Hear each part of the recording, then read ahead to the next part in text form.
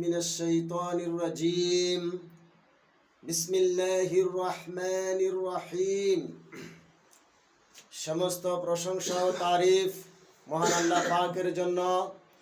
সালাতু সালাম সাইয়্যিদানা মাওলানা সাইয়্যিদুল মুরসালিন ইমামুল মুরসালিন খাতামান নবিয়্যিন অন-নূরে মুজাসসাম হাবিবুল্লাহ হুজুরে পাক সাল্লাল্লাহু আলাইহি ওয়াসাল্লামের প্রতি সকলের প্রতি আমার আন্তরিক সালাম। আসসালামু আলাইকুম ওয়া রাহমাতুল্লাহি ওয়া বারাকাতুহু।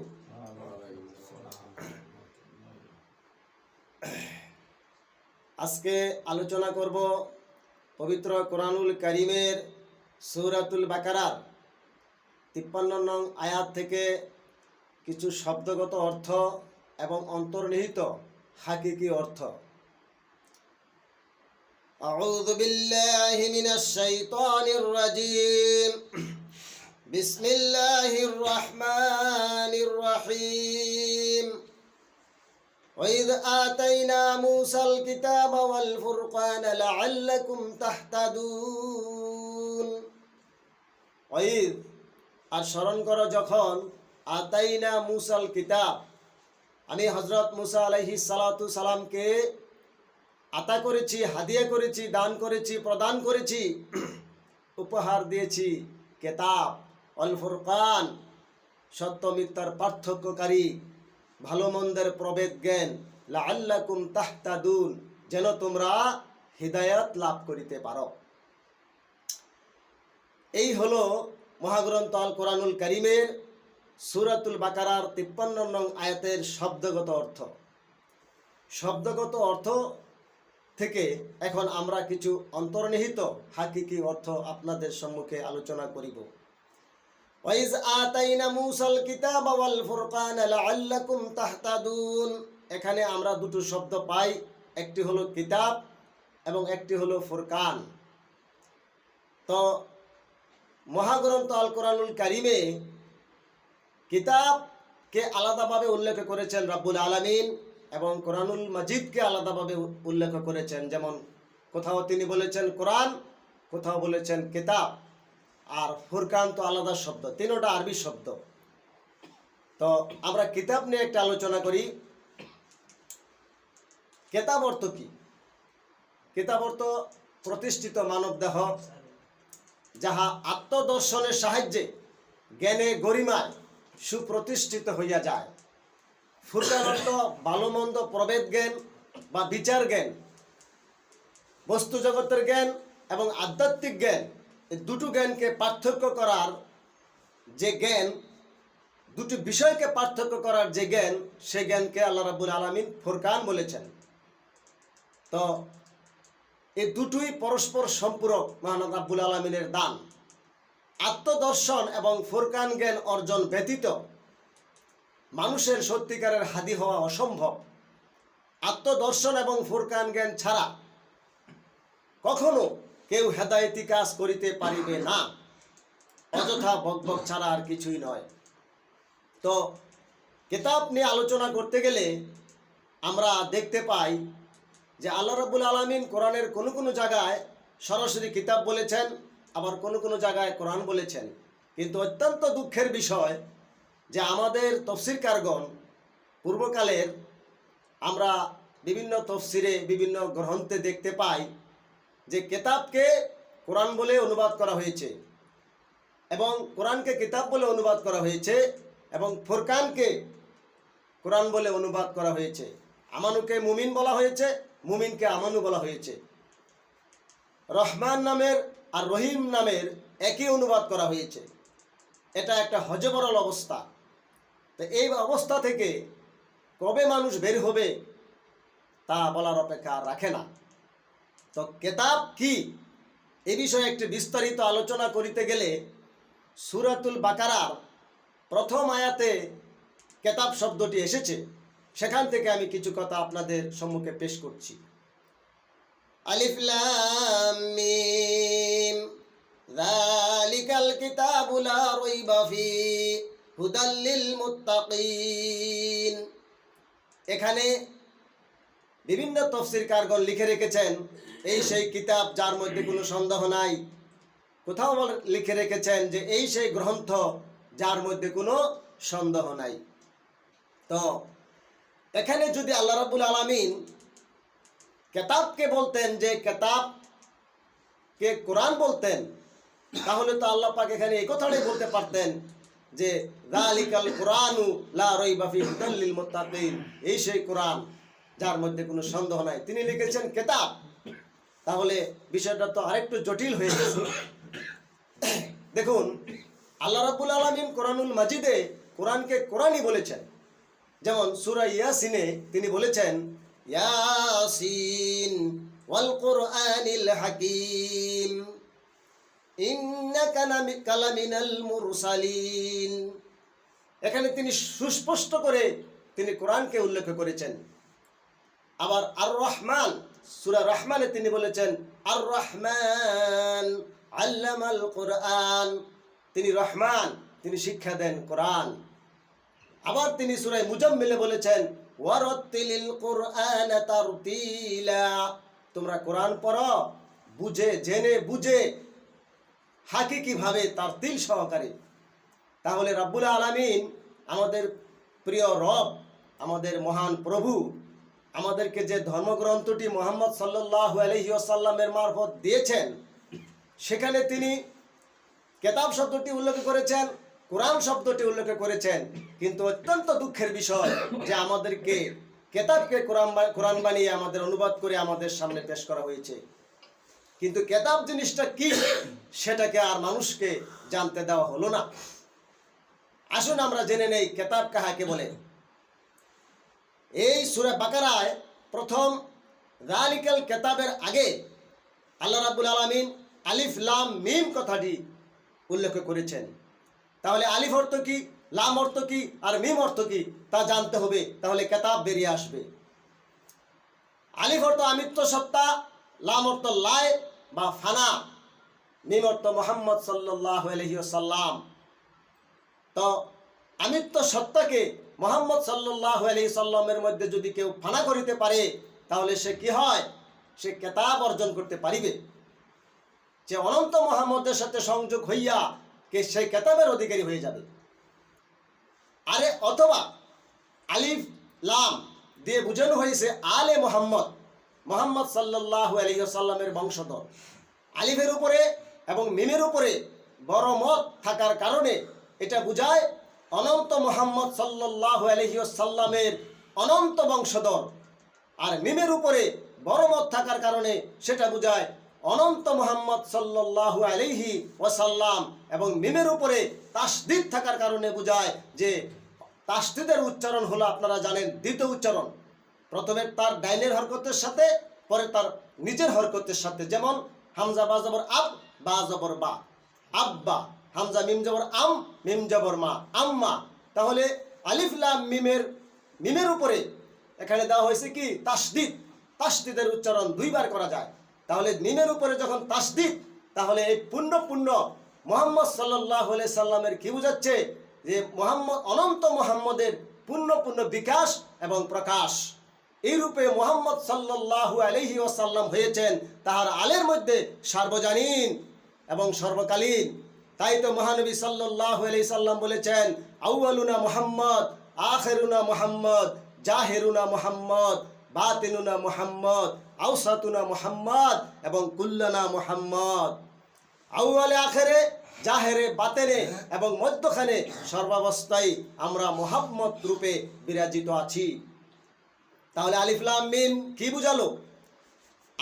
আলিফ এবং লাম দিয়ে বুঝালো আলী মুহাম্মদ, আর মিম দিয়ে বুঝাইছে মুহাম্মদ সাল্লাল্লাহু আলাইহি সাল্লামের পূর্ণ বিকাশ এবং প্রকাশ। আলে মুহাম্মদ এবং মুহাম্মদ সাল্লাল্লাহু আলাইহি সাল্লাম হলেন আল কিতাব, মুহাম্মদ সাল্লাল্লাহু আলাইহি সাল্লাম হলেন মূল কিতাব। আর আলে মুহাম্মদ সাল্লাল্লাহু আলাইহি সাল্লাম হলেন সেই কিতাবের ধারক এবং বাহক।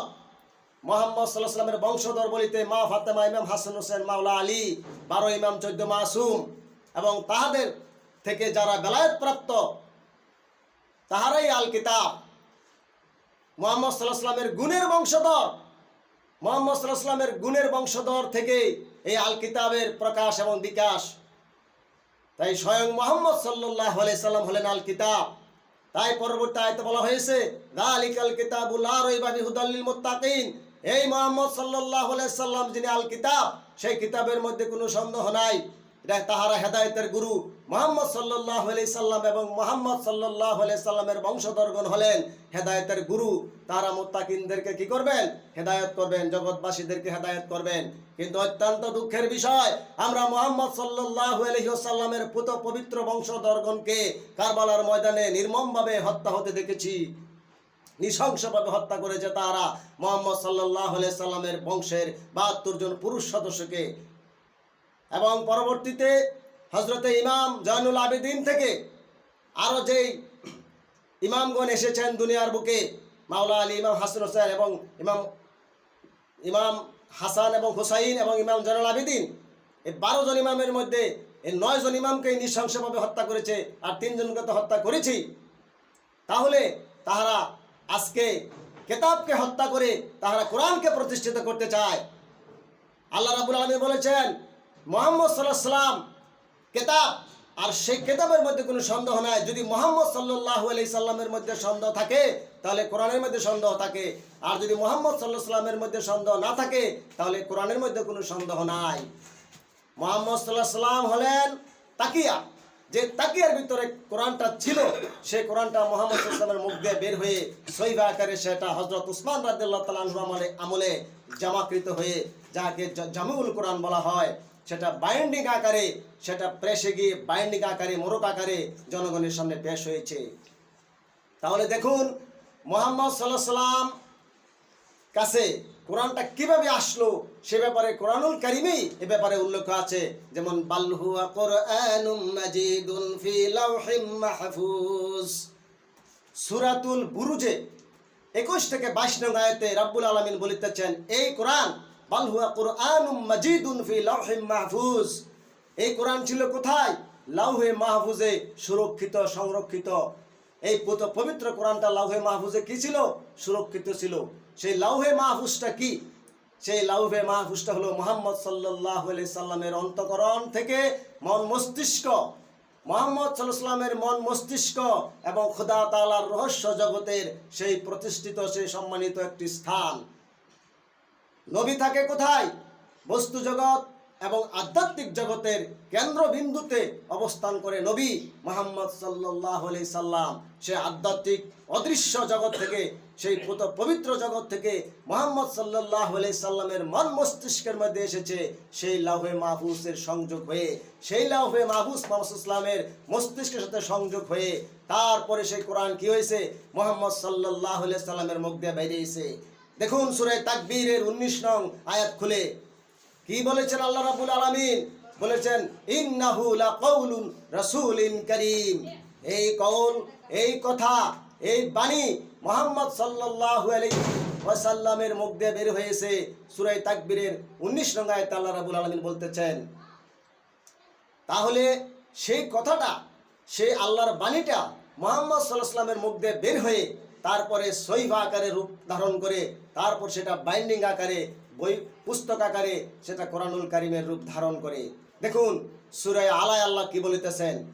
সূরা আলার মধ্যে রাব্বুল আলামিন বলতেছেন ১৮ থেকে ১৯ নং আয়াতে কি বলতেছেন রাব্বুল আলামিন?